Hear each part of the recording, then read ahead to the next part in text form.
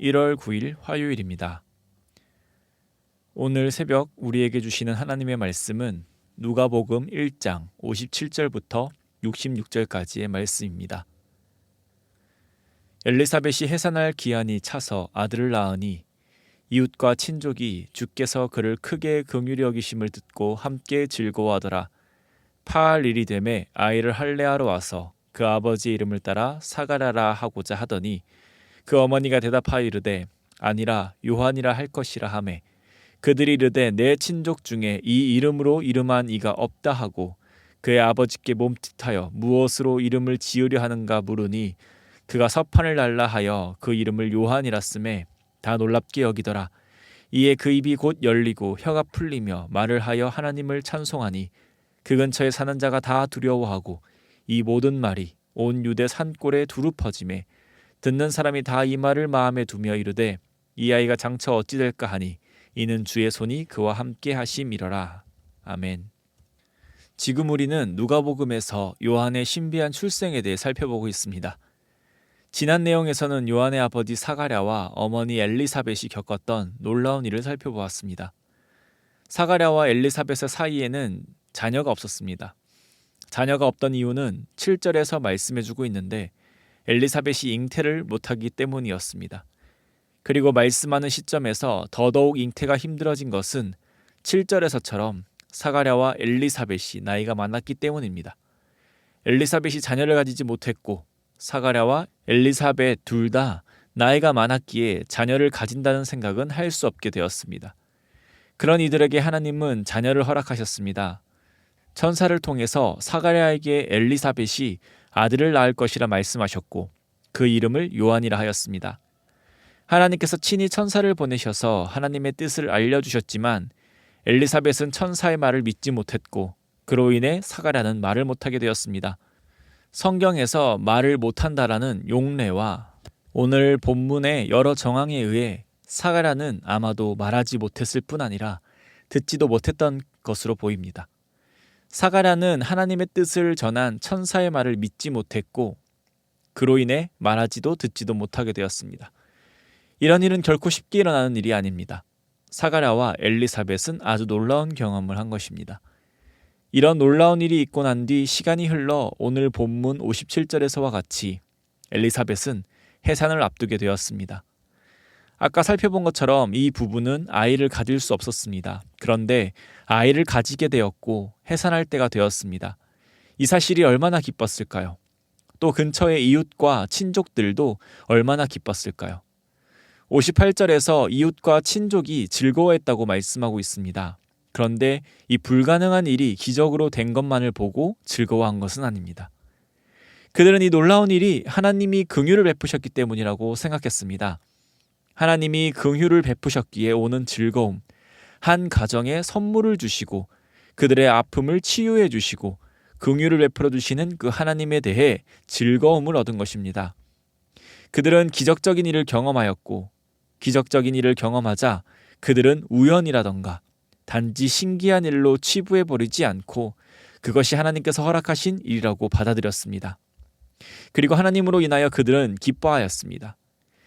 이런 잔치 분위기 속에 사람들이 이해하지 못하는 한 일이 일어납니다. 그것은 아이의 이름에 관한 것입니다.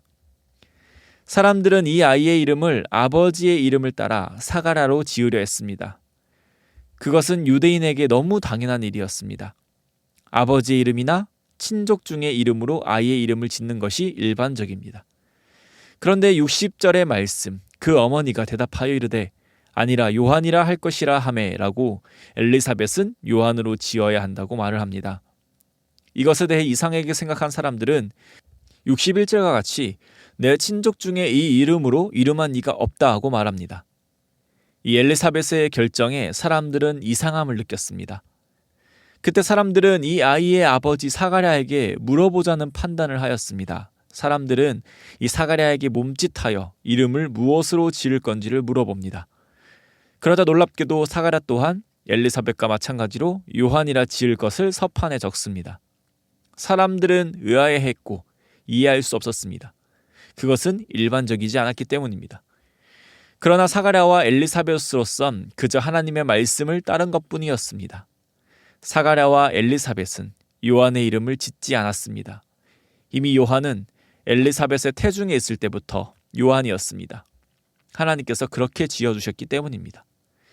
사가랴와 엘리사벳이 아이의 이름을 요한이라고 하자 64절과 같이 사가랴의 입이 열리고 혀가 풀려 말을 하게 되었고 그 즉시 사가랴는 하나님께 찬송하게 되었습니다.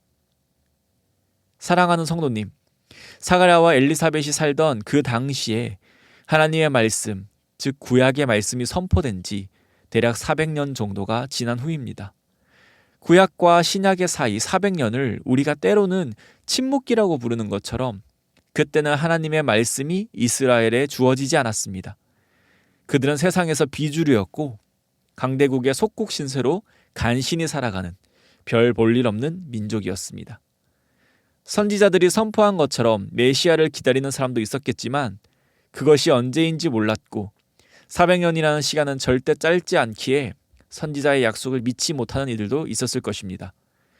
그렇기에 사가랴와 엘리사벳이 겪은 일은 참으로 놀라운 일입니다. 하나님이 여전히 이스라엘과 함께 하신다라는 의미였고 66절에서와 같이 이 아이가 장차 어찌 될까라고 사람들이 말하며 앞으로 하나님이 하실 일을 기대했기 때문입니다. 이스라엘의 소망은 오직 하나님 한 분 외에 없습니다.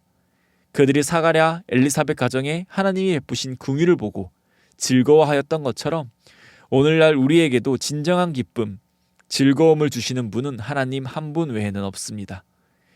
이스라엘의 소망 되신 하나님께서 우리의 소망이십니다. 그 소망 되시는 하나님 한 분만을 즐거워하는 우리 되기를 소망합니다. 또한 하나님은 요한이 잉태되기도 전에 사가랴를 찾아가서 아이가 잉태될 것이고 그 아이의 이름이 요한이라고 말씀하십니다. 하나님은 요한을 창세전부터 택하셨습니다. 하나님께서는 요한을 잘 알고 계셨고 요한을 통하여 하나님의 일을 감당하게 하십니다. 우리는 어떻습니까? 우리 한 명 한 명도 하나님께서 친히 택하시고 부른 하나님의 자녀, 하나님의 백성들입니다.